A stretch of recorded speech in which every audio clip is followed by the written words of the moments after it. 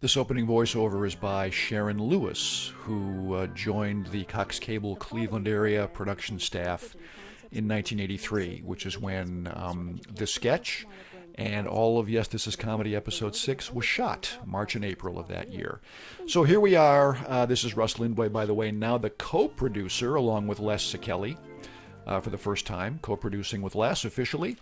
Back emboldened from the creative success of Yes, This Is Comedy 4, which included the winning of an Emmy for writing, with episode 6, and we went back to a half-hour format. This is another episode I'm pretty proud of. It might be a little more ragged than 4, but I like those edges.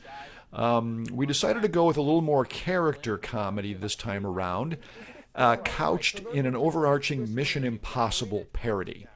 We decided to kind of stretch our chops on camera, if it were. Les Szekely, Bruce Van Dyke, and Glenn Mertz, the latter of those two seen here in this scene. This is the opening sequence from Yes, This Is Comedy 6, which establishes that Glenn Mertz is playing a version of himself who is trying to get one of his sketches that he wrote on the show. And the idea is that throughout the show, Bruce and then Diana Call, who we've enlisted as a main player for this episode, and Les and myself just don't want to do it because we don't like the sketch. And this is inspired by sketches we would receive from people sort of in the office and around. And the sketches we got it isn't that we didn't like them, it's that they were impractical to produce for our show and our limitations.